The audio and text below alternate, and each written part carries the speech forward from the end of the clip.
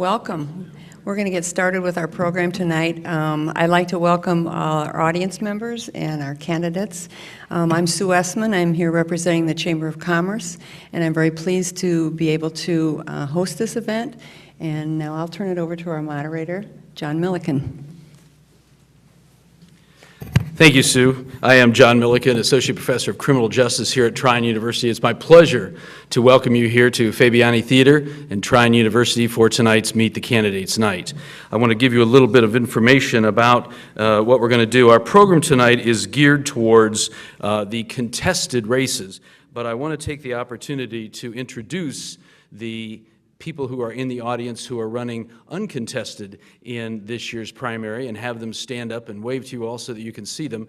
And after we're done with our organized program, there will be a reception in the hallway, and this will give you the opportunity to speak to them out in the hall. Running unopposed, I believe, and if I leave anybody out, please let me know. On the Republican side, for Steuben County Commissioner Ron Smith.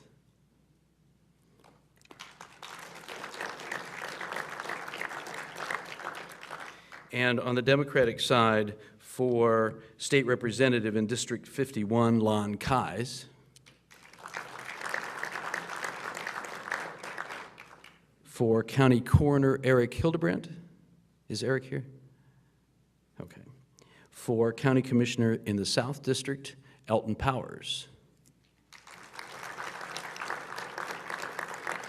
And for Steuben County Council Member at Large, Lee Sauer.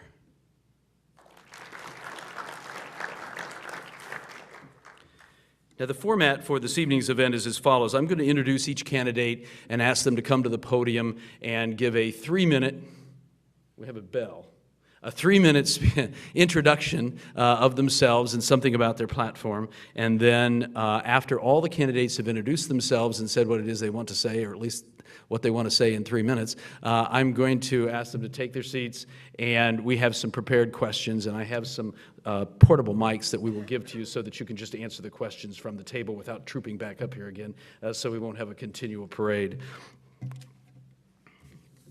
I'd like to begin with the race for State Senator, District 13, with Susan Glick.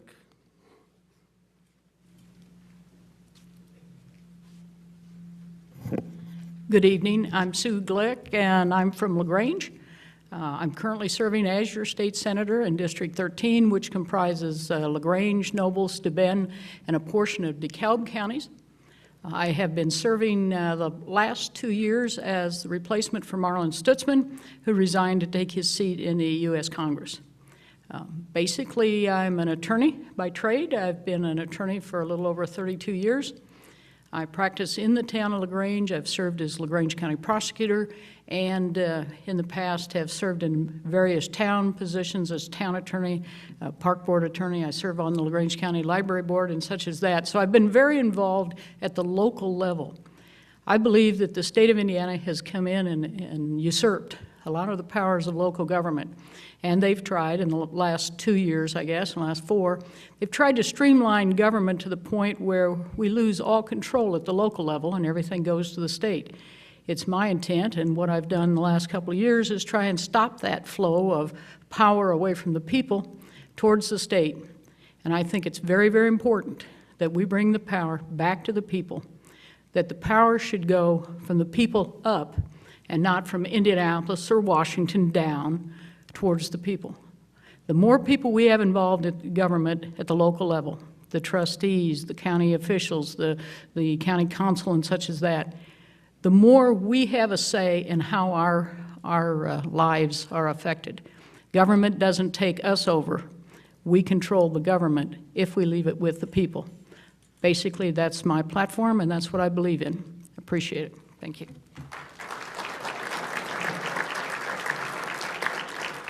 Thank you. And the other candidate on the Republican ballot for state senator from District 13 is David Yard.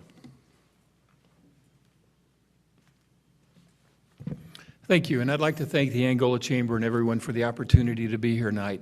I'm Dave Yard. I'm a current 2-term state representative, and I represent most of Noble County, most of LaGrange County, and the western side or western third of DeKalb County. I'm an educator and a school administrator. I've been an elementary teacher, elementary principal, and a human resources manager with Fort Wayne Community Schools. I'm also a small business owner and the fourth generation yard to live on our family farm, and that included milking cows and a regular crop farm as well. My wife Julie and I have been married for 21 years. We have 2 sons and a foster son. I'm pro-life, I'm pro-Second Amendment, pro-business, and pro-Hoosier values. My platform, if we need a platform, is to continue to promote, grow, and preserve jobs in Northeast Indiana, protect our young people, including the unborn, provide the best educational opportunities for diverse professional and technical success, protect our constitutional rights with more local control. Washington is broke, and it is broken. We need to push for more state control on how we spend our funds rather than coming directly from Washington, D.C. We approve that we are physical and financially responsible, one of the top 3 states in the country, and we can do a pretty good job of managing our money. We need to cut government spending with no tax increases. We need to continue to work, and I've been able to do this by serving both in the minority and majority parties in the House, to continue to work together with both Republicans and Democrats to advance legislation that will protect us as well as enhance Northeast Indiana and bring those critical jobs and such to Northeast Indiana. We need to look at long-term solutions, not just short-term, because we need to be far-reaching. We have many generations, future generations that are not born yet, that are depending on what we do today. It's not always all about us. We have to start taking a serious look at what we're doing and what are we doing to preserve and enhance for our future generations. I promise to continue to read every bill that comes through an amendment, and I do that carefully because so many times things are inserted or slipped in that are very counterproductive or have very large unintended consequences that affect everybody in this room. I promise to be accessible to you 24/7. I think that it's extremely important as a representative for you to be able to contact me at any time, and I give my cell phone number out. If you have to call me at 2 o'clock on a Saturday morning, I'm going to take your call right then and there. And if I have to make a house call, I do that. That is my solemn pledge to you. Thank you.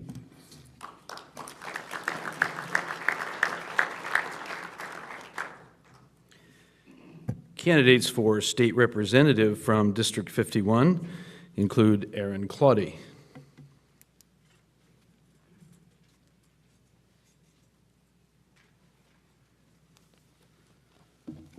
Thank you very much for inviting me here to Trine. It's a privilege to be here. And in fact, if it wasn't for the college, I wouldn't be here at all.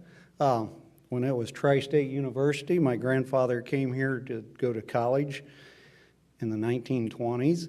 My grandmother was born and raised in Salem Township and was attending Tri-State Normal, and somehow the two of them ran into each other, and so I'm here today. Just because of this college. My great-grandfather bought a farm in Salem Township in 1884, so we got the 5th generation of family sitting back there, and that's my campaign committee. I'm running for this office because I'm very familiar with both LaGrange and Steuben County. I spent 30 years at Nelson Chevrolet in LaGrange, 25 of those as a service manager. I kind of look at this as like applying for a job because, one, you want customer service and you guys are the employer. I would be the employee, so it really wouldn't be much difference than working for the service department where the people expect to be serviced and taken care of. Platform, it's a real simple platform. I just would look at all the bills and do what's best for the people where I live. This has always been my home. If there's anything that we really need to do at the state level, certainly we need jobs here because me and the kids have been driving around just through both counties. There is a lot of empty factories and a lot of empty houses. And we had the highest unemployment in the state last month. And I know so many people, even in my neighborhood, who do not work here that have to drive to Fort Wayne, South Bend, and I even have a friend at church.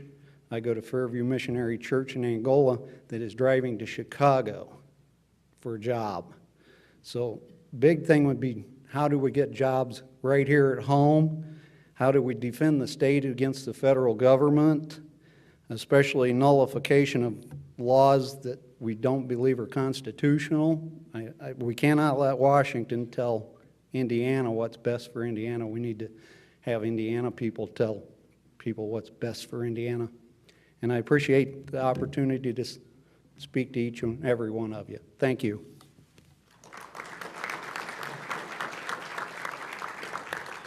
And our second candidate this evening for State Representative from District 51 is Dr. Dennis Zent.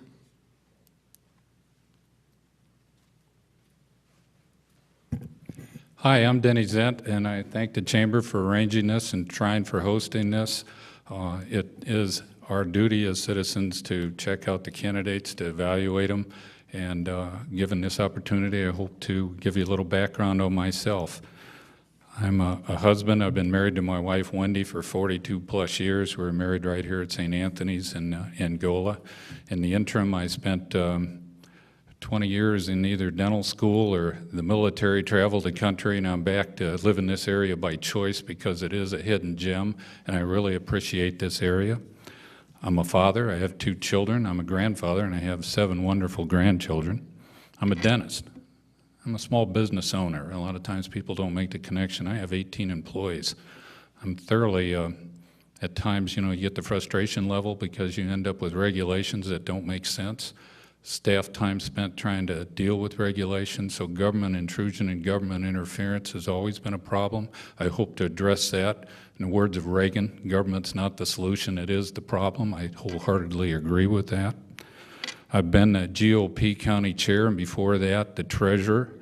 I've been a state delegate and a precinct person, and as I'd mentioned, my time in the military, that's a type of public service that I enjoy doing. I like connecting with people, finding out what their wants and needs are, and I believe that that background has led me to even further things. I'm the national co-chair of the American Dental Association Political Action Committee. I represent 180,000 dentists and over 200 million patients.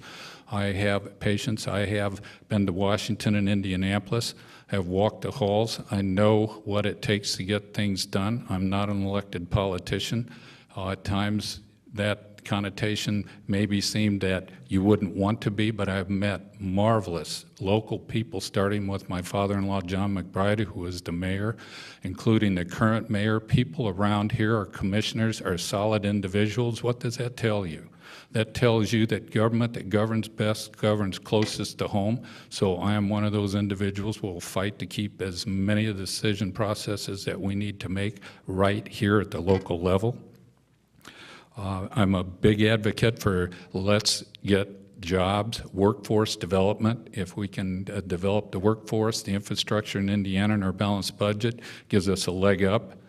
The employers, I was informed last night by David Long said that 42 different companies have now approached the governor about jobs in Indiana, basically because of right-to-work legislation. Let's see how that translates into actual jobs. I'm a big property rights advocate. I feel that founding fathers had it right, and one of the big things was life, liberty, and the pursuit of happiness. In their view, property was the pursuit of happiness.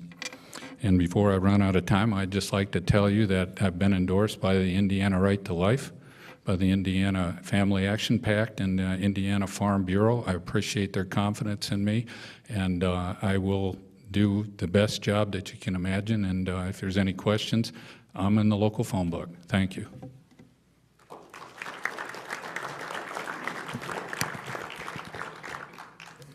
And we have one candidate here in the contested race on the Republican side for state representative from District 52, and that's David Powers.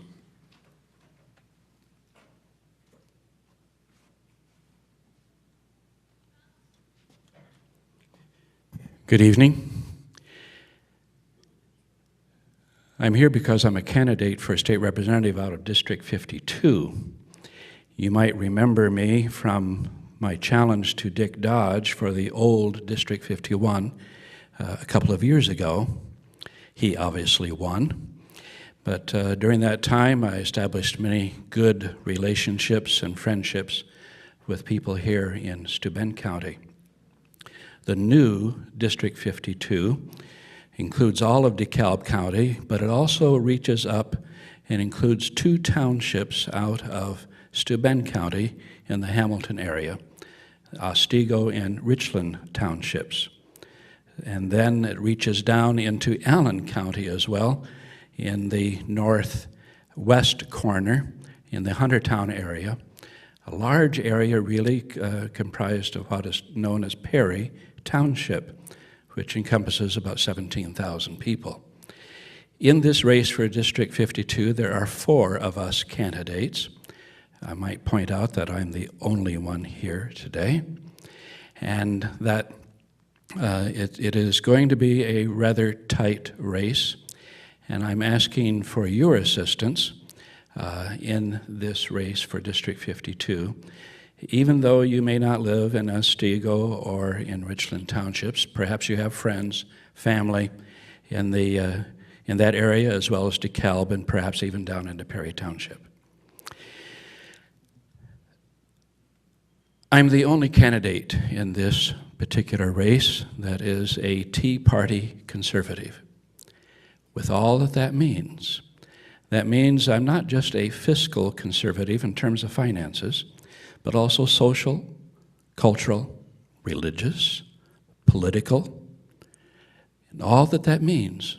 I believe that this election year is a decisive point of turning point, if you please, for us as a nation, of what kind and what shape and of vision that we have for ourselves as a nation. That also encompasses us as a state and as a local county and community as well. I want to suggest to you that I'm the only candidate in this particular race that has a plan for getting the state agencies off of our back and out of our business as much as possible, and bringing the accountability back to the state legislature.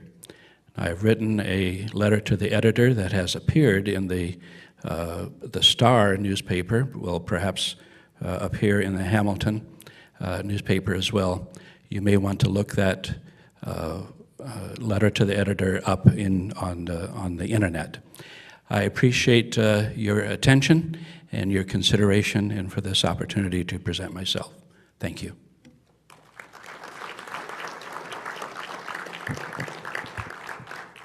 In the race for Steuben County Coroner on the Republican side, we have 2 candidates.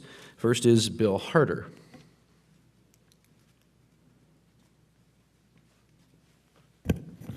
Good evening. I'm Bill Harder, and I'm running for Steuben County Coroner. I've been involved with public service for 27 years. I currently serve as a full-time captain for the Angola Fire Department, City of Angola. I've served 2 years as Chief Deputy Coroner for the Steuben County Coroner's Office. I bring to the office experience. During my time as coroner, I've had many death investigations that I've worked. I've worked with and established professional working relationships with the law enforcement agencies of Steuben County. With that said, these are vital relationships that will be maintained as they are key to conduct a thorough and effective death investigation. Most importantly, I have had many hours of sitting down and working with families as these events and tragedies unfold or have already unfolded, both as a first responder and as a deputy coroner. One thing that I look at is my training. My training, I've received my medical legal death certificate in 2010. Along with that, I'm a state certified advanced EMT. I have topic-specific training that's relevant to the coroner's office in water-related incidents, which are inclusive of drowning and near-drowning accidents, multi-agency response, which is key. We also look at natural disaster training I've been through. So the experience and the training I bring to the office is of utmost importance. And in closing, I've been performing the job for 2 years. I have not gained the ability to do that overnight. It's my years of training and my years of experience that has allowed me to do the job presently. Thank you.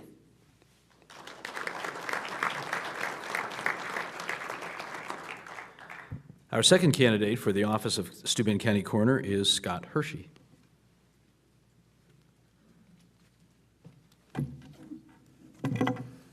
Good evening, and thanks to the Chamber. I'll echo the sentiments of some of the previous candidates. Thanks to the Chamber for hosting this event. Thanks for trying for having us. I'm Scott Hershey, running for Steuben County Coroner as well. I bring to the office what I hope is experience as well. I am a nurse, went to IPFW, got my nursing degree, and have been a nurse for 15 years. I've worked in many areas of nursing, emergency room, surgical trauma intensive care, neonatal intensive care, pediatric intensive care, a number of areas. With my education in nursing, scientific process, all those things that are needed to conduct a thorough investigation as well. I too have a number of certifications in NIMS and HICS training, crisis management. I've also forged a number of relationships in the community with the local law enforcement folks at Cameron Hospital. I'm currently employed at Cameron Hospital as the one of the nursing directors there. I manage approximately 80 people, mostly women. That's a learning experience. During that time in leadership, I have managed such things as customer service. I have managed a number of things in the realm of business, meaning operational budgets. I've also, most importantly, I feel, for the coroner, managed a number of situations for those families that have endured some horrible tragedies in lives, especially in areas like neonatal intensive care and pediatric intensive care. I feel that is my forum that I bring to the office. I've lived in Steuben County for about 11 years. I married Gina Caruso and decided to move up here. Love the area, came here since I was a kid to Lake George. I have been very involved in the community. I'm currently the PTO president at Ryan Park. Also am the board chair at the Home Care and Hospice of Cameron, also working with the Community Foundation, Angola Kids League, and many other things. I'm very involved in the community. I have 2 young kids, and to me that's what it's about. And I hope to bring a fresh face to the office of coroner. Thank you.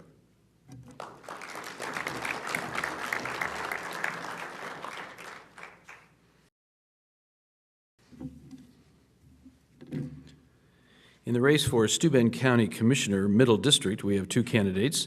The first is James Crowell.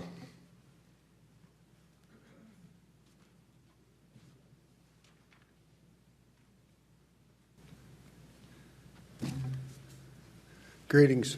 For those of you that don't know me, I'm Jim Crowell. I'm presently a county commissioner in Steuben County. I've had that distinct privilege of having that job for the last 8 years. A very important job that I take very seriously. Prior to being elected as county commissioner, I sat on the Steuben County Council for 8 years. A great stepping stone for a county commissioner, the fiscal body of the county. Prior to the council, I was a 14-year township trustee and assessor, an extremely good tool to prepare me for the job that I currently have. I've lived in this county my entire life. Grew up on a farm between Pleasant Lake and Hamilton. I've owned and operated my business for 40 years. It's in the construction field. During that time, I worked with many entities of the county: Highway Department, Surveyor's Department, Plan Commission, Building, Health.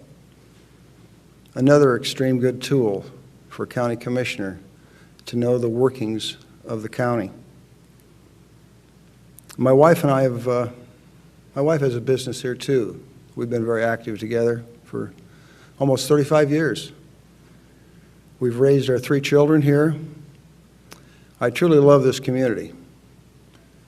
I care deeply about what goes on, and that's why I'm running. When commissioners meet, we always meet in a public forum. The microphone is always on. The press is always there. Decisions are always made in a public forum. I'm very proud of that. I will continue to do that. In closing, I thank you, and I ask your support on Election Day.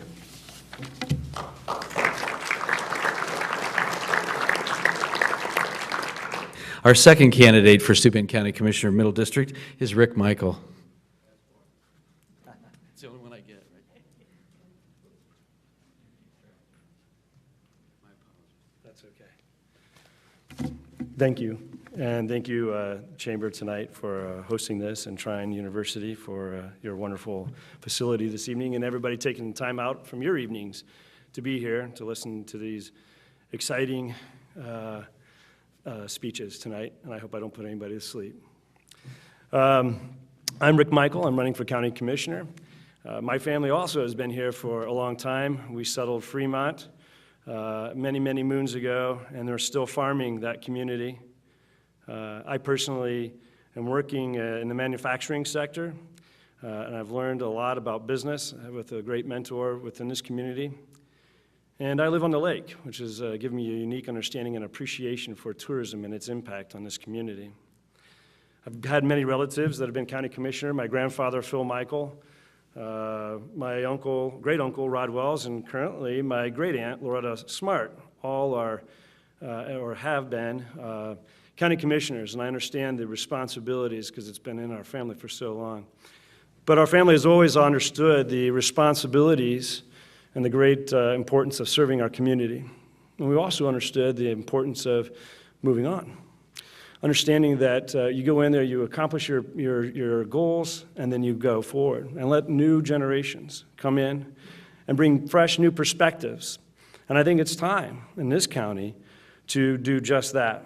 Broaden our representation as far as the experience that we have in our county commissioners. Again, I'm from the industrial and manufacturing sector, which has given me a lot of training and understanding job development and what it takes to create a successful business. I offer a different view on economic development with my diverse industry experience, and I understand how that impacts the economy. Last week, we had a wonderful experience. We're all together last week doing the very same thing, and my opponent had mentioned his view of economic development and how that the county park is an essential thing with this community, and I agree with that. And he also mentioned that the Coondog Association and its yearly conference here and the Renaissance Fair is an opportunity for folks and a lot of people to come into this community, and that was economic development in his view. And with all due respect, I differ in my opinion on that. To me, economic development is jobs and growth in the employment sector. While I agree that those are all very important parts of this economy, and it's a nice one-time bump, it's not economic development.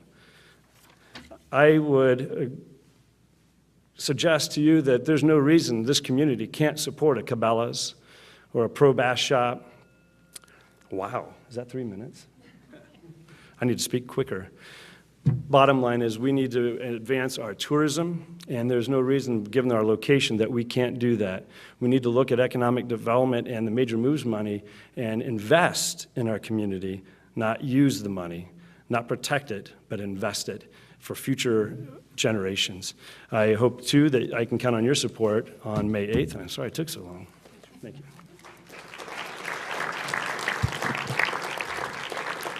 Okay, now if I'm at the right place in my notes, we're ready for the Steuben County Council Member at Large with Ruth Hughes Beer.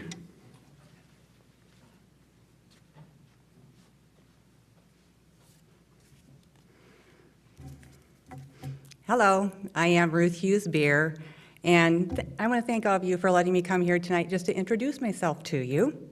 I also am a farm girl, raised on a farm in Salem Center, and lived in Steuben County my entire life.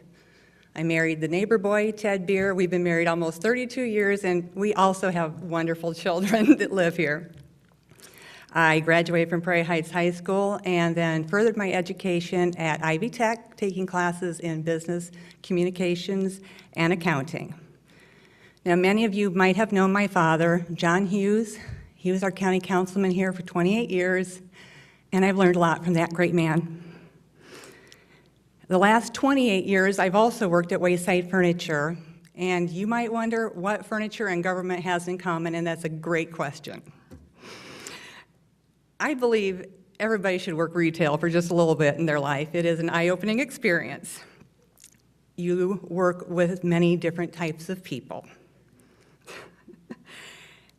I also know that things don't get accomplished when you're working with angry people, and I am able to negotiate with these angry people and to come up with a solution that best satisfies both sides. I know the stresses of small business. I know the stresses of wondering if when I go tomorrow to work, whether I or any of my family members will have a job. But probably the biggest thing that furniture business and government have in common is there's never enough money to do all the things you really want to do. So why would I decide to be in county government? Well, it is a decision that I have not taken lightly. I realize how fortunate I am that my children all live and work here locally. And then I found out that I was going to be a grandmother, and I know that I'm just one person, but if there's anything I can do so that my grandchildren also can live and work in this area, I'm going to do all I can do for that. So because of that, I've attended every county council and commissioners meeting over the last year. I'm currently taking classes through the Association of Indiana Counties and Purdue University on county government. I'm very aware of the huge amount of time needed to make knowledgeable, informed decisions. And I just love Steuben County, and it's obvious that everybody in this room loves Steuben County and cares about it. So I do realize that when I'm elected, it's going to be my job to represent you. And I have some flyers with me tonight that I would like to get in every one of your hands and take extras for your friends and neighbors, because in here is my contact information, and I would love for you to get a hold of me and let me know any great ideas you have for Steuben County, or any griefs you have with Steuben County, or any questions that you might have, and I will do my best to help you. I hope you feel that I would be a good candidate, and I can't expect for your vote unless I ask for it. So with that, I would appreciate your vote, but more than that, I'd be honored by your vote. Thank you.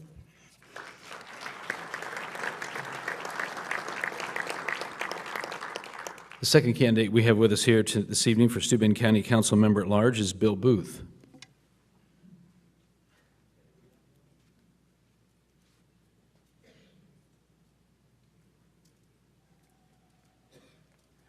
Good evening. I'm William Bill Booth. I've lived in this county my entire life.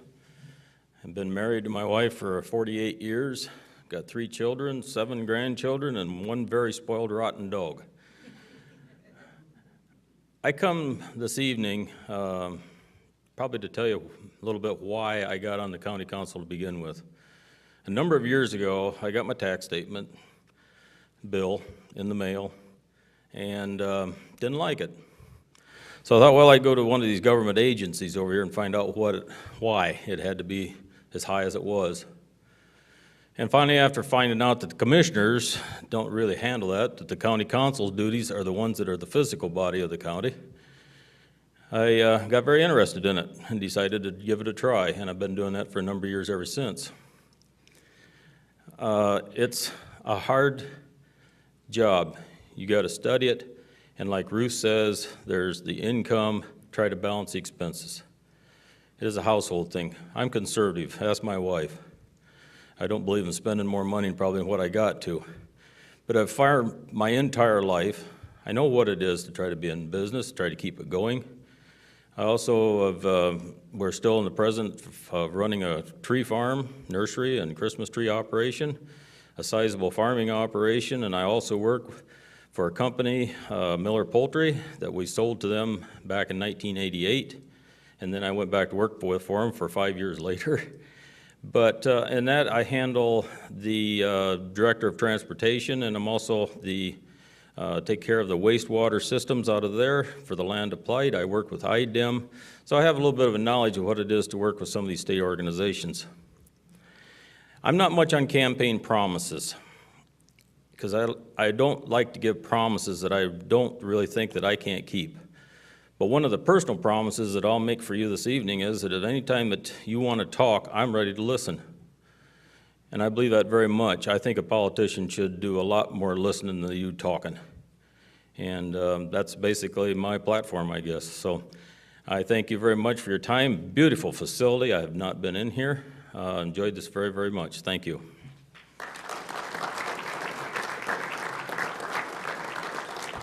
Our third candidate for Steuben County Council Member at Large is Dan Caruso.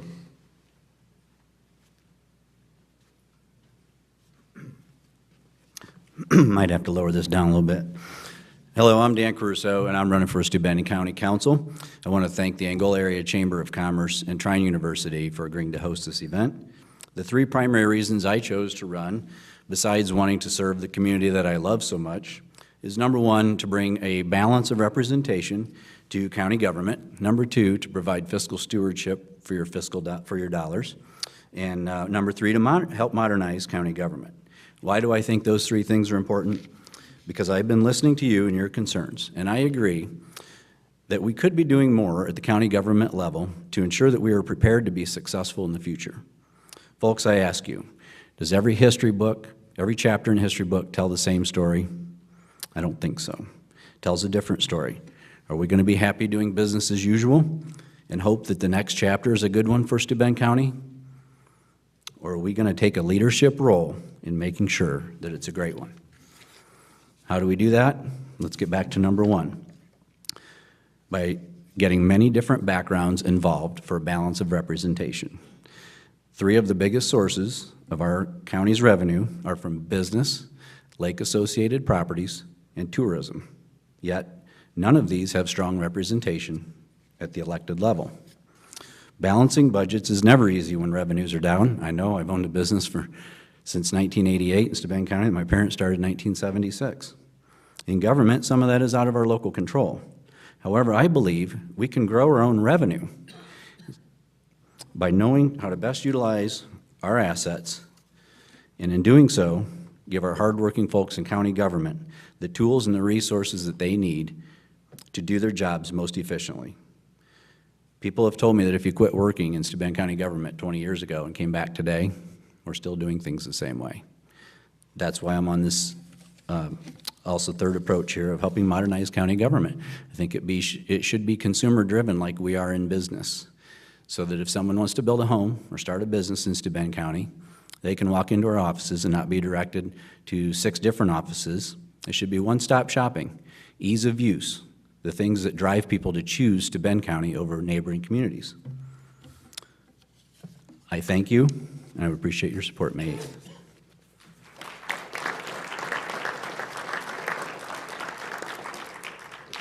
Our fourth candidate for Steuben County Council Member at Large this evening is Linda Hansen.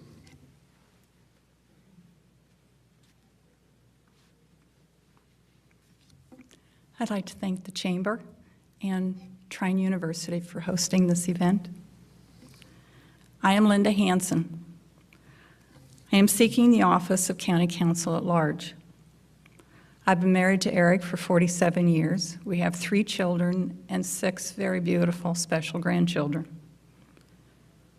I've served in county government for 26 years, 8 of those years as your county auditor, and I'm in my 8th year representing you as the County Council at Large representative.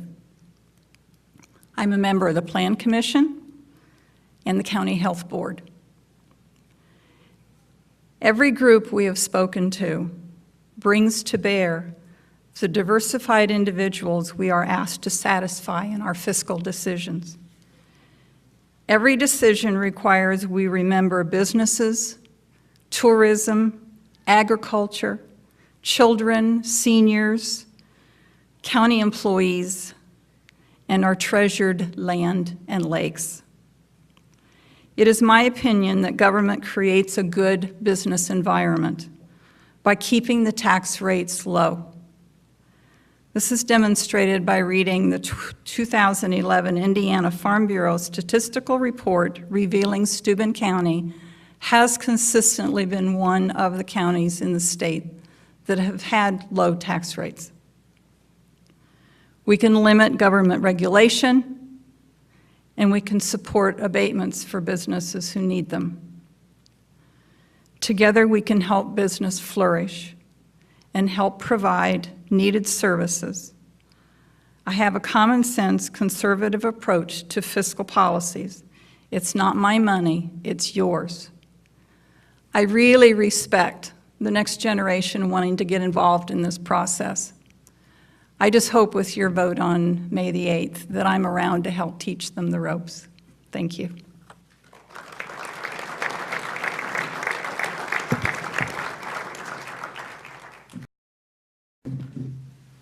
Thank you. We're now going to shift gears, and I have some prepared questions that have been given to me by the Angola Chamber of Commerce for the various candidates, and I'm going to give you some wireless mics so that you can remain seated.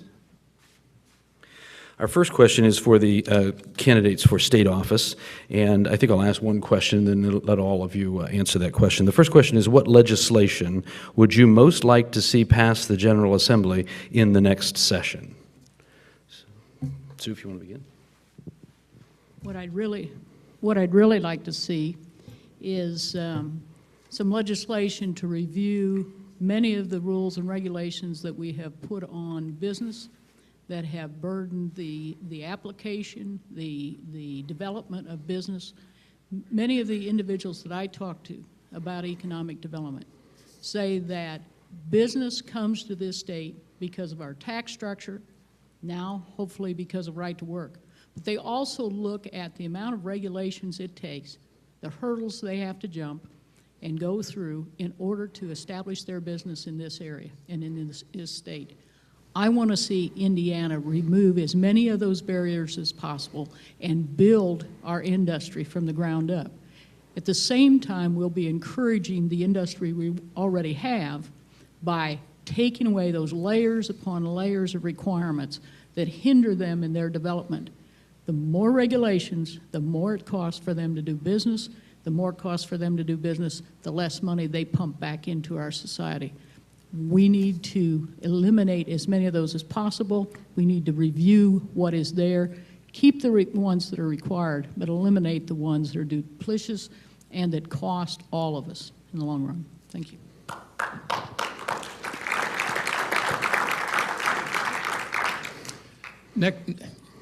Next session is the long session. That's a budget year.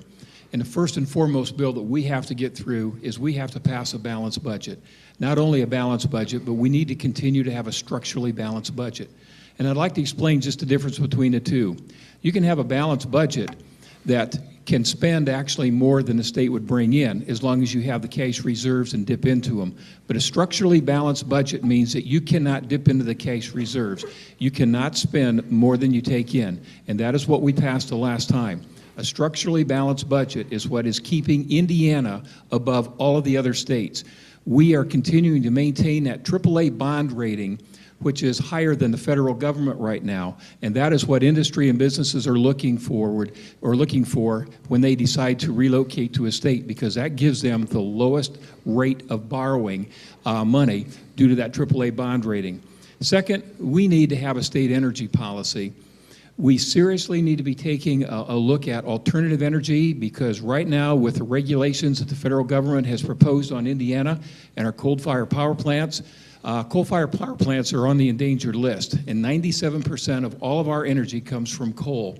We have to take a serious look at alternative energies and not just wind energy. We need to be, as a state, banking money for infrastructure repairs, because we are going to be faced, whether it's at the local, county, or state level, we have major infrastructures that are deteriorating rapidly, from water lines to sewer to bridges to highways to runways to railroad beds to bridges. They're all going to take money, and they're all going to be coming due here before too long. We need to start looking and planning for that day. And fourth, we need a water policy, because the next big hurdle that's going to be coming our way, and we saw a little bit of it this time, is going to be water. And it's just a matter of time before water becomes #1 over crude oil. But there's 4 pieces here of major legislation that we need to be addressing the next session at the State House. Thank you.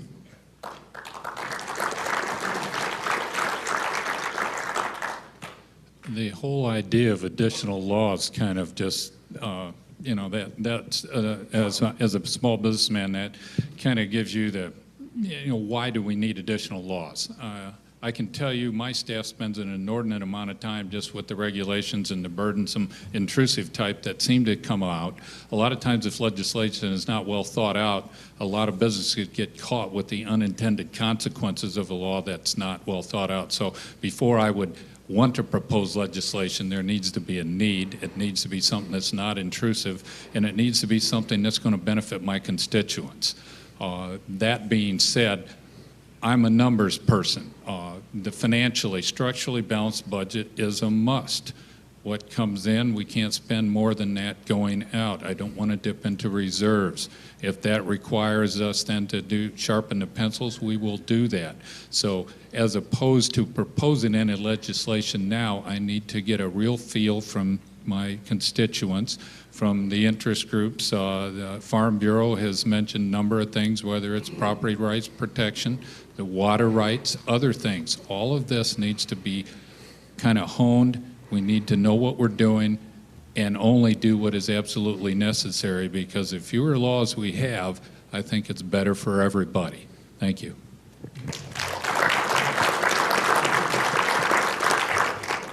I kind of have to agree with Denny that we probably don't need more legislation. We probably got more in the pipeline than we need already.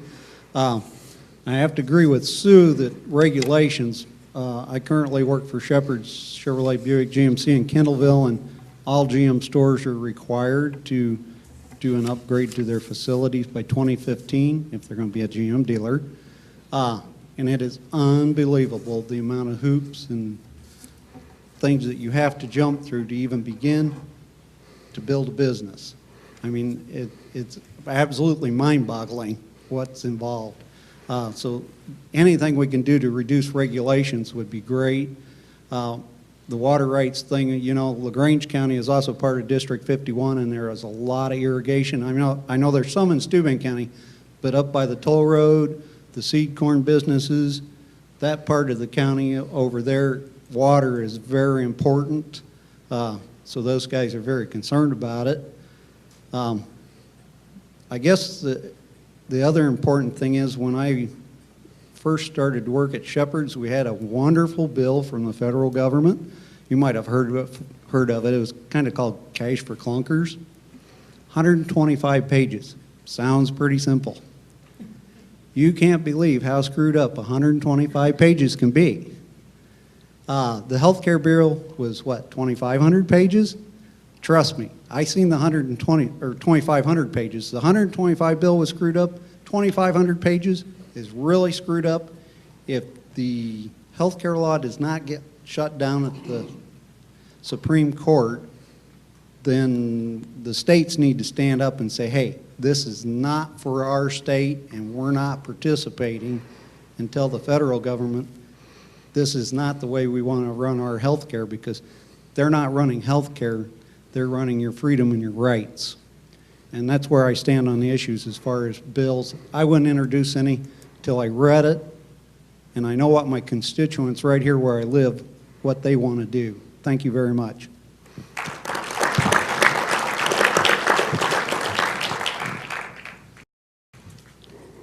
Are we answering question number 1? Yes. We will have a chance to answer number 2? I hope so. I've only asked one so far, so. Because it makes a difference whether I try to answer one or both. Okay. Go ahead and you can combine them both. Okay, I'll try and combine the two. While I want to say that I agree with most of what everyone has said previously, let me go in a different direction, because I take a look at things differently, perhaps because of my background. I'm the only candidate in my particular race that has served both as a college president and as a chairman of a state college board. And I've received a different kind of perspective, if you please, upon both secondary education as well as higher education. One of the drastic needs that we have here in northeastern Indiana is for skilled labor. We have jobs, and I speak to some of the executives of these manufacturing concerns, and they tell me that they have hundreds of applicants, but only a small percentage of those applicants have the skills appropriate for them to be hiring. What is needed in terms of attracting jobs is not only the infrastructure that we hear so much about, but we need a labor force that is skilled and capable and has a work ethic to back that up. Now, I'm suggesting that in the state legislature that we begin by having higher education talk to those in secondary education. Witness a couple of years ago when Purdue University unilaterally, by itself, required an additional course in math for all high school graduates in order to be admitted to Purdue. Red flags went up for me saying, something's wrong somewhere, secondary education, Dr. Bennett, the governor, all the way down are not talking to higher education. I want to get the two parties together and talk about how we provide the opportunities for people to increase their skill level. I believe Trine has pioneered and stepped forward in that area and has an excellent program going here. I believe that Trine can be an example for the rest of the state of Indiana in many aspects. So my involvement at the community college level has been at national boards where I have experience with bringing higher education, college education, as you please, beyond the high school level into the workplace. I know what those models are. I have experience with that, and I want to be a part of the program at Indianapolis where we can sit down and shape that and make that a possibility for the whole state of Indiana to increase that. Do I have time to answer the second one? Go ahead. We'll just lead right into it from you. The piece of legislation that I would author and propose has to do with what I think every one of the other previous candidates mentioned, and that has to do with regulation, and I mentioned it in my presentation as well. The problem is that the legislature over the years has delegated out its authority, its power to these state agencies. Most people do not realize that there are over 2,000 agencies in the state of Indiana. And the legislature has dribbled little bits and pieces of their authority out and have not been able to pull it back. I was down at Huntertown, which is in this new District 52, where they are having consultations with the state about wastewater treatment. And one of the gentlemen came up to me and says, what can you do with IDEM as a state representative? And I said, absolutely nothing. Because the state legislature has no control, no say, no authority over IDEM. I want to change that. And I would change that precisely by requiring any major significant financial impact regulation on the state economy that requires that regulation to come before both the state Senate and the state House for an up or down vote with clean legislation, no amendments, and let the legislature and the governor put themselves on record about that piece of regulation before it goes into effect. Let us bring back the accountability to our elected officials at the ballot box, because these people who run the state agencies are not elected and they are not accountable to anyone. So it's time that we bring that back. I have a plan to do that. It's modeled on the REINS Act out of Congress, Congressman Jeff Davis out of Kentucky, and it recently passed in December the federal House of Representatives. Of course, it won't go anywhere in the Senate, but it holds hope that there is a model here that we can bring back the power and authority to our rightfully elected representatives, and I believe it's going to be supported bipartisan. I can't believe that a solid Democrat would disagree with anything I've said in that regard. So I'm prepared to present that. We've even have a committee that's beginning to write that legislation at the moment. Okay, thank you. Just leave the mic. Just hand the mic to Mr. Claudia. Mr. Powers has led us into our second question for all of you, which is, have you considered what original legislation you might author to advance the interests of your district? Like I said earlier, right now I'd like to see what's already in the pipeline, because there's probably plenty of laws already on the pipeline to be voted on. I'd like to read them, look at them. If there's something that needs to be introduced for our district, I would take those ideas and suggestions. But, you know, we already have too many laws, so I'm more into the let's get rid of some stuff as to be passing new stuff.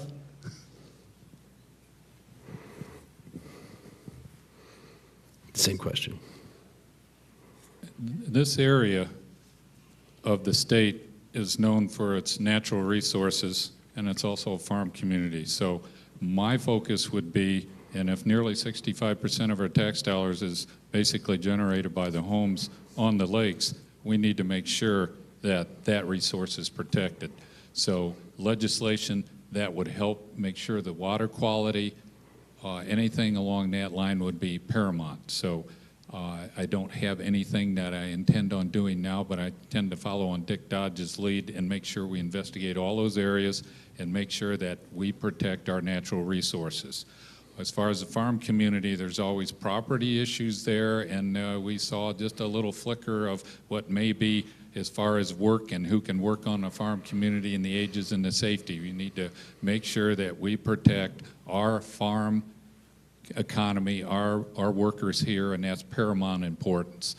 Job creation is always going to be something. We would like to have the jobs created. We've got the possibility, I believe, with the right to work to bring in businesses, but those type of businesses don't always require college graduates. Workforce development and a lot of technical training can go into that. There's a lot of jobs, as we've heard, that go unfilled because our workforce doesn't have the skills. So anything that we can help along that workforce development line would be also something that I would seriously look at. But jobs, the economy, protecting our natural resources, those are the things that are paramount importance to me. And as always, financially, make sure we stay within our means. Thank you.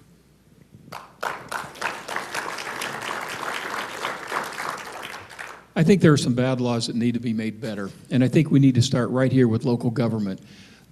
Our local governments in Northeast Indiana, whether it's the cities, towns, or counties, have been very, very frugal and have, over the last several years and managed their money very well. Long before the recession hit, they were saving the taxpayers' money.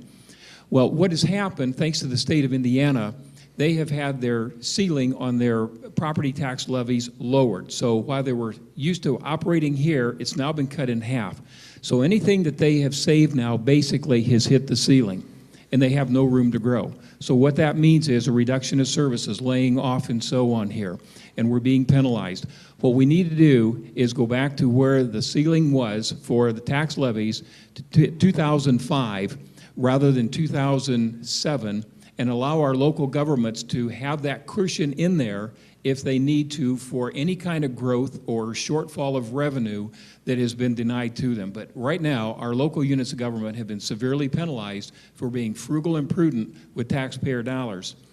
We need to simplify the reassessment codes here in the state of Indiana. They're absolutely horrible. The DLGF, the Department of Local Government, has so many gray areas that I don't know how our assessors do it, because there are so many holes in so many different areas and so many different kind of comps and no comps when a sale of a property arises as to determine a value. We need to be consistent, and we need to simplify that code. For instance, if a property sells on a lake, some places there are no comps. So you may have a small lake that is being viewed as Walrus Sea, and a $50,000 property suddenly becomes assessed at $250,000. We have ag land right now that really needs to be protected. We have a group out there that wants to do away with the Purdue formula, which right now it's $1,650 an acre assessed value for tax purposes. They want to go to fair market value. And with the people that are bailing out of hedge funds right now, these hedge fund groups are looking at ag land as a safe investment. They will pay $8,000, $10,000, $12,000 an acre, and they don't care how many acres they buy just to get into it. What it's going to do, it'll drive the farmer out of business, because if we wind up going to a fair market value, nobody will be able to afford to pay the taxes. We have to stop this idea of unfunded mandates that come back to our local government. The state of Indiana is very good at starting a program and putting seed money into a program and then suddenly saying, okay, counties and cities, it's mandated that you're going to have this. And I know I see several county officials out here nodding. I've been there. I know what it's like. We've got to stop it, because these unfunded mandates come back to where we have no money to fund them to start with other than the seed money, but yet we're required to keep that program alive, and that means cuts and cuts and cuts. We have to stop that. We need stiffer sentencing for meth users, meth producers. That's a plague here in Northeast Indiana. Been trying to get this done for a long time. We're making some traction. We're going to keep pushing there. We need to, as several have mentioned up here, we need to reduce items footprint. They're overstepping their boundaries. They have become a major hurdle for business development for anybody that wants to expand their business or relocate to Indiana. It is becoming almost impossible sometimes to get through the hurdles and the red tape. We have to change that administrative rule process that they have, because they can do this, make these changes without going before the legislation. An item needs to be reeled in. We need to provide incentives, and this is not tax reduction, but we need to continue to provide incentives for people to relocate to Indiana to use existing vacant facilities. Ed Clear and I authored a bill here a year ago that the governor signed into effect. It's the Industrial Recovery Credit Act. And what it does is, if you have an existing facility that's been vacant for 5 years, or for 2 years, 50,000 square feet or more, you get tax credits for trying to use this building rather than building new. I want to see us reduce that down to 25,000 feet, because we have many vacant buildings within towns, cities and towns, that could be suddenly become viable and usable and help revitalize our downtown districts as well. I'd like to see Indiana recognize a Utah carry permit for those responsible citizens there that have an Indiana permit, to where you'd be allowed to carry in other states here without fear of arrest or repercussions. I'm also big on trying to, I feel that we need to be drug testing people that receive welfare benefits. I think everybody is getting sick and tired sometimes of a handout here of the entitlement piece, and I've been a strong supporter of that. One thing that's lacking here tonight, and probably to me is the most important thing that we could do tonight, is that you're hearing from all of us. What we need to do is we need to hear from you.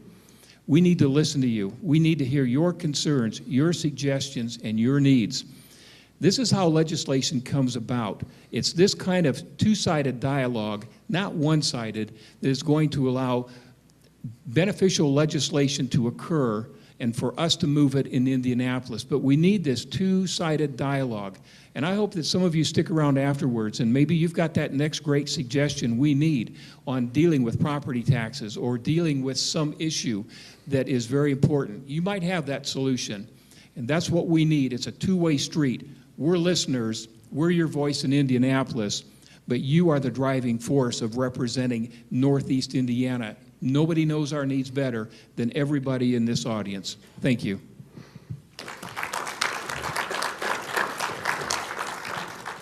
Again, I have a problem with initiating a lot of legislation. I don't. I've had a couple of bills this last year that I initiated, one of which was a tax credit for military returnees. Veterans coming out of the service, newly separated, have an unemployment rate in this state of about 24%.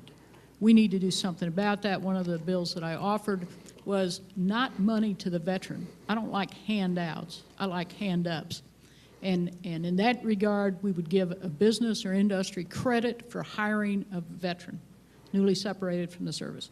Just the opportunity, just the open door. Those young men and women have already demonstrated what they can do for this country. They already have shown us they can go to work under any kind of conditions in any place we put them in this world. We need to give them the opportunity. What that does is that program gives the manufacturer or the business owner a tax credit for the hiring, so that puts more money back into his development and his expenses, and it also helps that veteran and his family or her family as they come back into the workforce.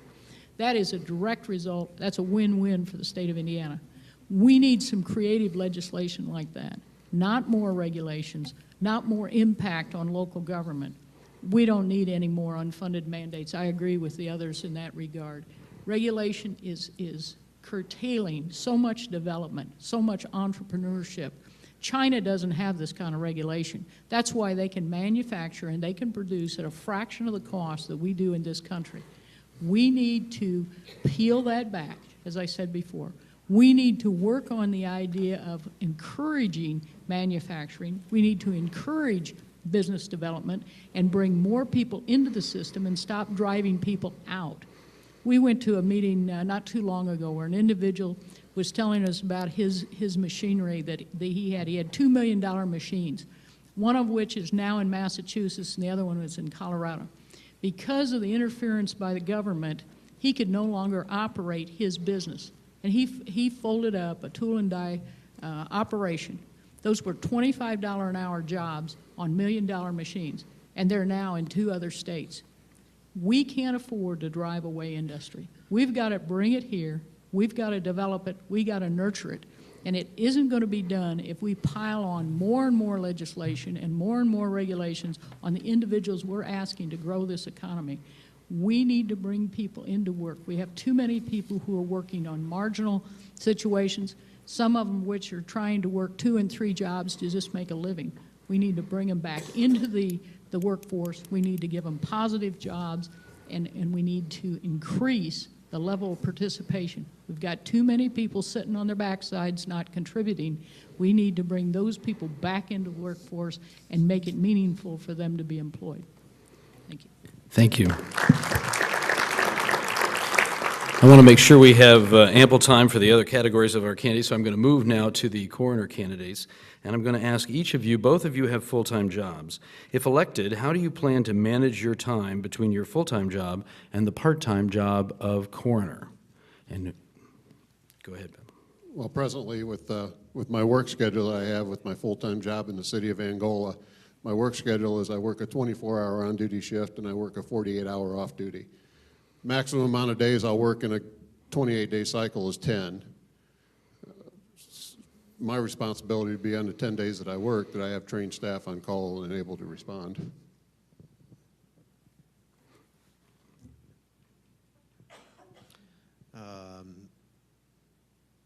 I work a lot of hours in a week. I work 40 hours plus. The good news for me in nursing or in leadership, the skills that I was talking about earlier in terms of managing your time and managing projects definitely come into play. It comes with precedent at Cameron Hospital. There was once a young lady who served as coroner, Barb Julian, for 2 terms, 8 years at Cameron. So it's been done, and I have the full support of both her and the rest of the administration at Cameron Hospital to make certain that I can get away when need to. And as Bill mentioned, certainly it's paramount to maintain well-trained staff in those instances, be it whether you're working at your job or if you tend to go on vacation or do any other thing personal. So I think certainly having had these discussions with the hospital and having full support of them and having had it done before, I think speaks to how I'll be able to manage the time constraints. Thank you. Now I'd like to ask each of you, do you expect to make significant changes in the operation of the coroner's office? If so, what are these changes and why do you propose to make them? Changes, not a lot of changes. Of course, anything that comes from the Indiana Coroners Association, anything that comes from the state legislature, I certainly advocate any push from the state or from the Coroners Association to increase the requirements for the coroner. I think right now there are very few requirements to be coroner, other than the fact that within 6 months you need to achieve medical collegial certification, death investigation certification. I would certainly welcome anything that comes from the Coroner Association to implement if need be.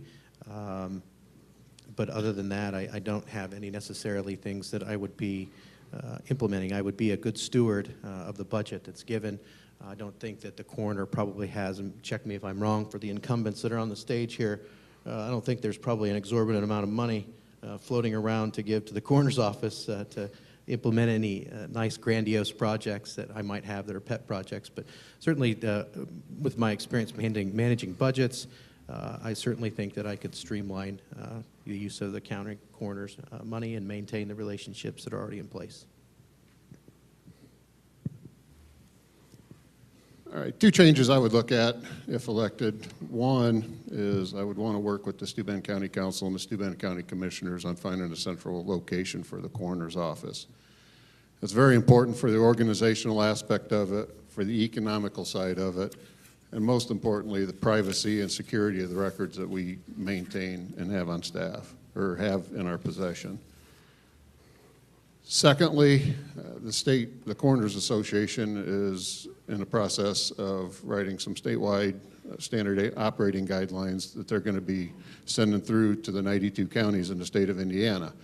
With that, those guidelines are going to have the flexibility for each county to adapt them to the needs of what they need to do. So that'll be one thing upon the office that'll have to be addressed and taken care of and implemented. Okay, thank you. Now I'd like to move on, if I could, to the candidates for council and commissioner. And I'd like to ask each of you this same question. It's a little longer. I hope you have your script in front of you. And we'll start with Rick with this answer. What do you feel is the best use of the remaining Major Moves money? Infrastructure, economic development, or other? Use the proposed improvements at the Steuben County Fairgrounds to illustrate your philosophy. Are there any other specific projects you prefer to complete, change, or propose? Rick? I think this is a extremely sensitive question here, obviously. And first and foremost, I have a firm belief that we have to create a conducive environment in this community to attract employers. We need to modernize our county government. We need to eliminate hurdles that prevent employers coming here. We need, as many folks have mentioned and identified, skilled labor. You can have all the folks coming here, but if you can't fill those factories or different tourist spots with skilled labor, there's nothing for them here. And finally, we need a strategic plan. Spending our money just reactionary without any type of strategic plan is really just pushing the money away and not a wise investment. And that's really ultimately what I feel that we need to do, is invest our money in this county for economic development, jobs. As I mentioned earlier, there's no reason that we couldn't have a Cabela's, a Bass Pro Shop, a Great Wolf Lodge, or a Kalahari indoor water park. Ultimately, what that's doing is creating year-round tourism. But we also need manufacturing jobs, and we also need to help our agricultural sector. And creating and investing in our strategic plan is ultimately what we need to do. And as far as the county park goes, I think once we get all that, our financial house and our economic and conducive environment ready, we go out and champion. We ask the EDC to go out and do their job. I'm a big and firm believer that government should not be in the business of business. let the EDC do their job, and let's bring people here. As a county commissioner, I would champion this community and go out and seek some of those facilities. I do that in my business world all the time. I negotiate deals, big deals, and I'd be happy to do that on behalf of this community to bring more employers here. County Park is a fantastic facility. It needs help, but I envision having a county campus. Let's use the synergies of all the departments, Highway, Humane Society, the County Park. Let's identify a facility where all of them can go. Coroner's office needs to be there, so be it. Let's work together and work smarter and not harder in creating more tax burdens on our community.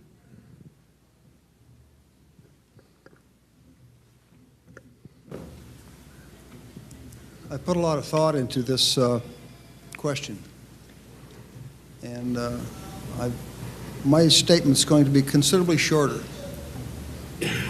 The best use, and I'm going to read this because I have put a lot of thought into it. The best use is a combination of both infrastructure improvements and economic development. The two go hand in hand. The use of major moves monies was originally limited to infrastructure improvement by state mandate. Can't hear. Put it a little closer. Thank you. Thank you. Focus was later changed on the economics, and it could be used for economic growth. Sound infrastructure is a must for economic development. The Steuben County Park promotes tourism and general quality of life within the county. It is in dire need of improvement and must be brought into ADA standards. It's the home to the soon Renaissance Fair, Water Sports Festival, Sport Dog Competition, equestrian shows, scouting events. These and other activities currently generate approximately $250,000 to the general fund of the county, plus additional businesses to local restaurants and other retail stores. I believe the county gem, the park, deserves a small amount of investment of major moves monies, possibly 2.5% to 3% of the monies left. Thank you.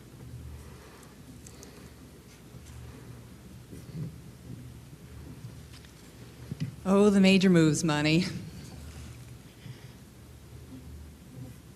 We all agree that jobs are of absolute importance in Steuben County. And for that, we need both adequate infrastructure and economic development. But let's not forget our current business people that are here. They need our help too.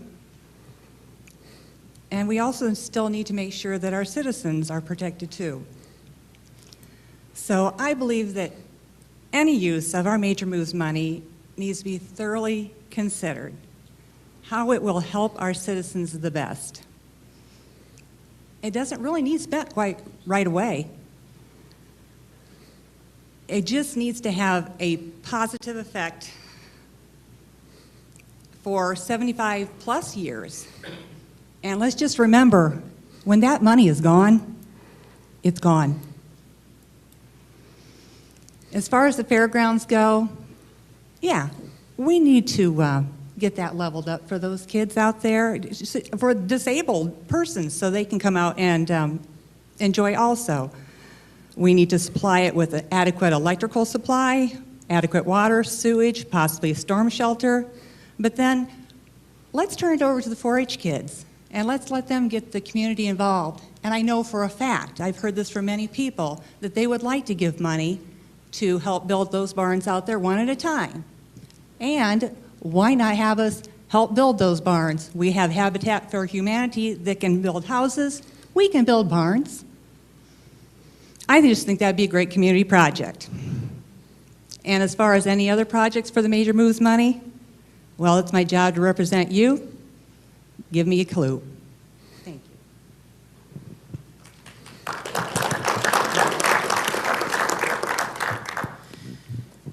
Major moves. I've heard it say a blessing and a curse.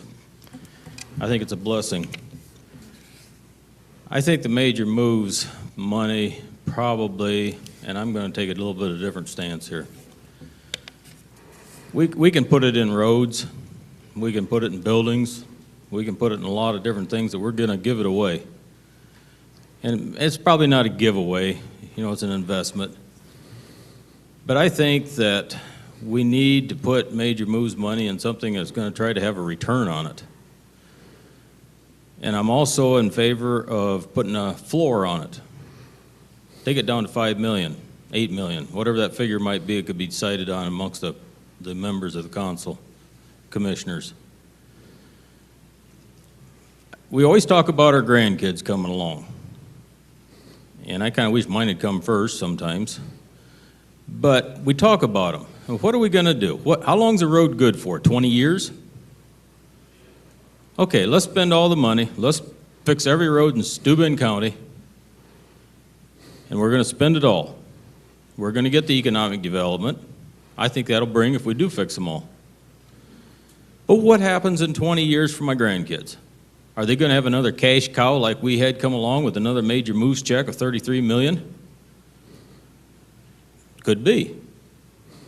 But I would guess more on the sides that it probably won't. Are they still going to be using the gas tax? Maybe we'll have all electric cars like the mayor back there likes to drive around. That's kind of a cute little thing. Maybe that's what it is. But any way you look at it, chances are we're not going to be fluxing money. So I say take it down to that point, keep it invested, and projects that we use, let's try to, like the one that we're looking at right now, the railroad, to help fix that up. They're needing some help, and I think that's going to be for an economic development project for people that up and down that rail is going to use it, and places that can build it. I think that'd be good. But they're going to pay it back. We have sent some to a fire department. They're going to pay it back. They was needing help, but it's going to come back. And I think there's other projects out there that we could do that same thing with. Recoup it and reuse it. It's a little like a recycling of the cans and whatever, the plastics and everything. We're not going to have new all the time. But that's kind of my thing, is take it down to 5, 8, 6, whatever, some figure down in there. And then let's leave something for our kids, grandkids, whoever down the road, so that maybe they can fix these roads back up, and at that time it's going to be the same questions, doing the same things, and I think we would have a legacy to give them right now to maybe make that happen. That's my views of it. 4-H Fairground has asked me my philosophy of fairground. I want it up on level ground. I'm ready to put it up there because I've discovered that the older I'm getting, the less I like climbing hills. So I say yes, let's move the thing up there. I'm not for really developing that area down in there by the lake. I'm a farm boy. I'm 1% of the population, but I really, really enjoy nature. And I think that we have to have a place for the animals to get a drink down there along that water too. So that's my stance on that. I want to see that left a walkway that people can go through there, walk, bicycle, enjoy it. But I can't see developing it. I know it's worth a tremendous amount of money. But sometimes in my book, money's not everything. My opinion.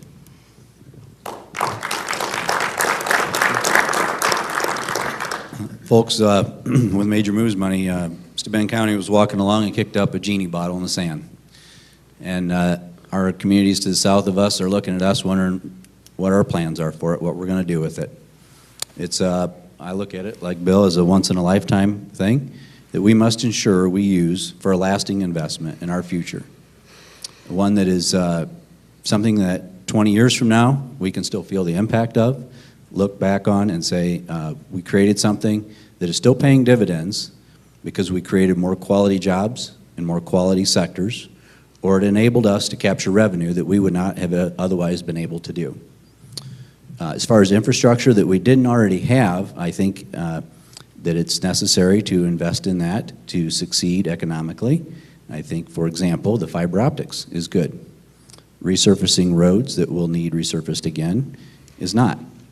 But if we expand our revenue base through sound strategy, we can capture the money needed to fund improving our roads. Talked to a lot of people around the lakes, obviously 800 South, a lot of areas out in the county. I drove the entire county square, 130 miles I think it was, yesterday. I understand why the commissioners are tired of people calling them, complaining about the roads.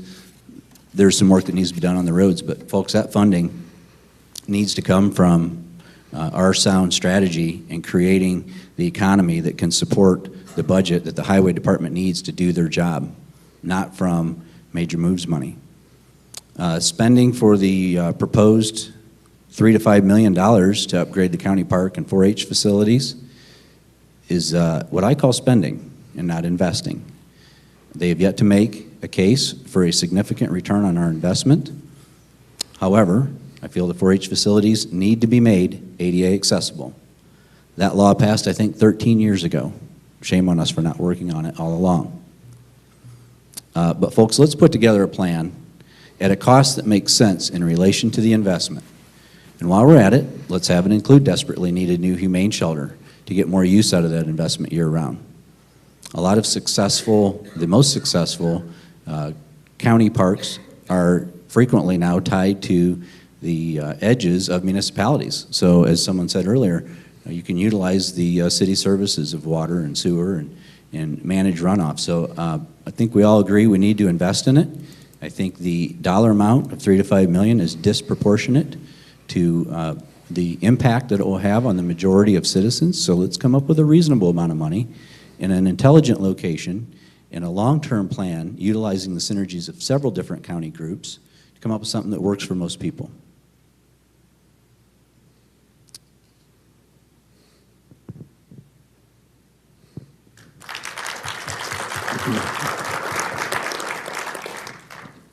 Major Moves was a one-time gift.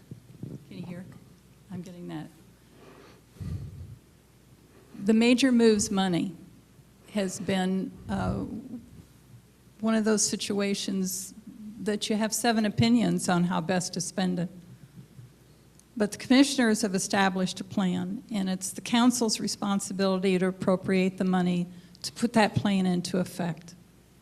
And I think we haven't gotten enough credit for the projects that we have performed. We gave money to cities and towns. We gave money to Univertical. We've got a partnering with the city of Angola with road projects and with the town of Ashley. And that dispute over what economic development is and what qualifies as economic development will continue to be a bone of contention. But we continue to grow and find ways to utilize this for the betterment of this community. I think the loan to the railroad is a terrific idea. That money comes back, but it also puts it out to benefit many, many people. More partnering, I think, is a real benefit.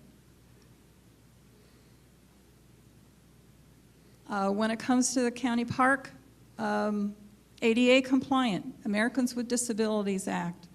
We've got to fix it, and leveling and finding a way to provide that ADA compliance. There's nothing I would hope that people wouldn't argue about that kind of an investment. So I'm in favor of at least being in compliance there, and leveling probably is going to be the only way we can accomplish that. So it's just being wise and finding balance. You know, we can all agree in finding balance. Roads, infrastructure, economic development, we can find a way to address every single one of these if we come into a spirit of cooperation and we are working towards balance.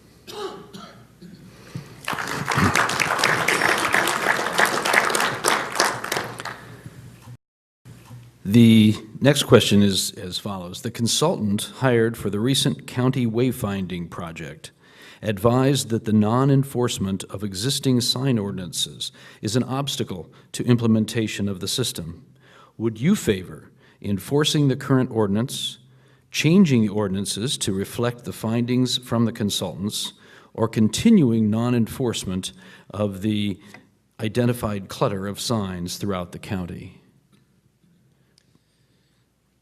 I went to that last meeting that the Wayfinding had, and I found it very interesting. I do have a little bit of a hesitation anytime government hands down demands or regulations that force companies or any entities to dish out money to comply, particularly on wayfaring. I think it's a fantastic idea, and I like the consistency that it provides, particularly in a community that we thrive on our tourism.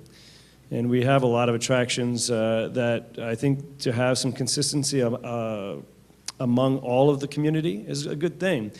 I think sometimes there's cost prohibitive hurdles that we have to get over. You do it in a timely manner, and I think if we can, do as Linda said, and some cooperation here. I don't like the idea of everybody's got to do it right now. But if we're all working towards the same goal, again, having a plan, it's a good thing, and having a plan where we're all consistent and working towards it is, I think, a very good thing for a tourist community. And I think that we have to be using common sense when we approach that as far as the enforcement of it.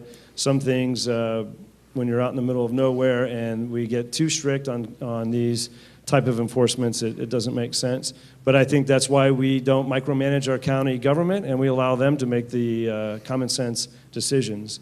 But we implement it, and then we put it into place, and we all work to the same goal.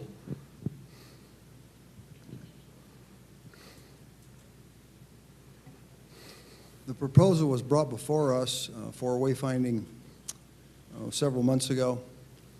It was brought before the council and the commissioners by the EDC and tourism. The city of Angola was on board. We felt it worthy to invest in it. We did. The study is done, but I don't think it's all been posted as of yet. It's an implementation of signage to make things very friendly to everybody and clean up the neighborhoods and make things look nice. It's been implemented in Hamilton County. You're going to see it in Allen County. You already have. It's there. Michigan has been on board with this for a long time. And I believe its existing ordinances need to be reviewed and determined efficient. Enforcement must be fair to all, easy to understand, apply with consistency and fairness. When I say that, the Plan Commission right now, who is in charge of enforcing signage, each sign that's out there is owned by either a business or an individual. It's private property. It's an overwhelming job to police signage. A sign gets knocked down, somebody goes out and puts it up. Well, by law, you're supposed to have a location permit. A little too much burden there, but common sense comes into play. And at the present time, our Plan Commission that I've been a part of now for, I think, 14 years, with the ordinances, yes, we do change them. It's a living document. But we can achieve conformity without having to levy fines on a child's lemonade stand that puts up a sign. I mean, common sense, it's got to prevail. The role for the Plan Commission and the county is to make things more business-oriented with proper regulations. So wayfaring will work. It might take 6 years, 8 years, 10 years. It takes a time for people to change and to realize the benefit of wayfaring signs. It's not something that happens overnight. We can't make people do it, but once they see it and people start using the wayfaring signs, I think it'll be a great success for the county.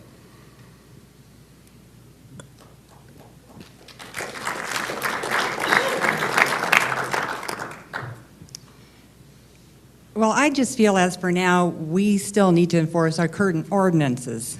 We've got setback rules, we have size requirements, and those are there for our public safety.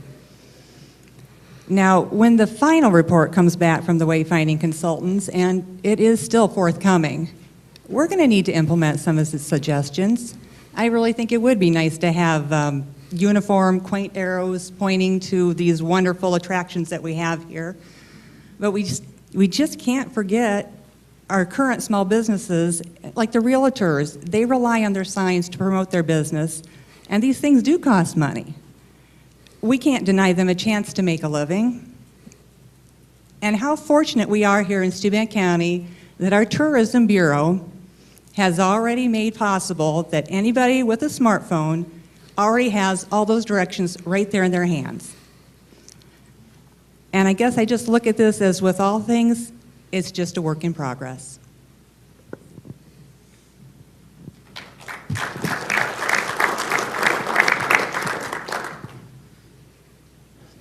When they came to the county council, it was for the appropriation of, I believe it was $40,000 to get this started. It was passed, and along with the Tourism Bureau and the EDC, it got started. I have not seen any final draft. To my knowledge, it hasn't been come back to us yet. But I think that the council responsibilities pretty well ended when they donated that, didn't donate, that's a bad word. They appropriated the money to get this started. I think it's a good idea. I got a sign up there, probably it's time to get replaced. And I don't have a problem with that. But I do have sometimes problems with people that say, you know, well, we got the ordinance, but I don't want to follow it. Well, it was put in there probably for a reason. I think it should be worked with them. Most people, after pointing out some of the problems and things with it, they'll come around and think about it and do it. But I guess that's my opinion again. But I don't see a problem with it. We went together as a county and spent that kind of money to get this thing done. I'd like to see it finished up right, and I suppose if we got some people out there just totally going to buck it, then we got to throw the ordinance at them and say, hey, we're going to straighten this thing out, you know. So yes, when we get it back, we'll look it over. Hopefully we go forward with it, and that's basically my opinion.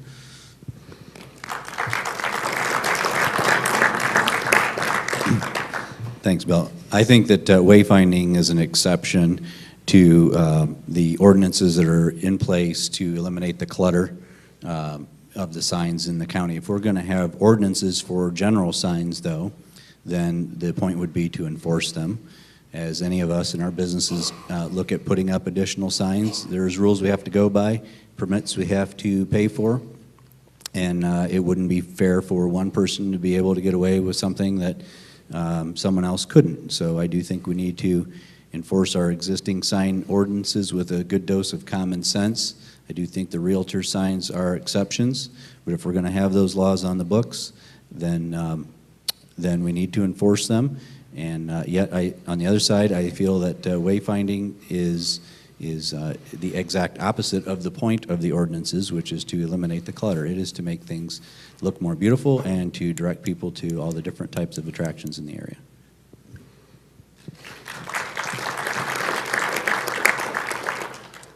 Wayfinding, great idea. County Council played a role recently in what's going on. We consolidated 2 departments. So we put the plan and the build together, reduced staffing, cut their budget. Very unfortunate, because they're the ones now that are supposed to enforce an ordinance that is on the books, and they don't have the staff to do so. So that falls upon County Council during this budget session to take this into consideration and make sure they get their people back so they can do their job properly. So coordination, work together, consultant, plan commission, and the plan commission office. We will get this worked through.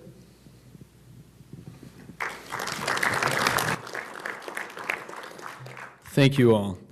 We're now moved to the part of our program where we're going to provide you with the opportunity to meet and greet and question our candidates individually at the reception that we have set up outside the theater. And I would like to invite you all to stay, and maybe this conversation has piqued some interest, maybe has sparked some new questions, maybe you'd like to follow up with one of the candidates individually, and you'll have that opportunity. I want to thank you all for coming tonight to this very important event to meet our candidates for state and local office in advance of next week's primary. I want to thank the Angola Chamber of Commerce for sponsoring this event, and to Dr. Earl Brooks and Trine University for the use of this beautiful facility. And we would be wrong if we didn't extend a thank you to all of our candidates who are running for office.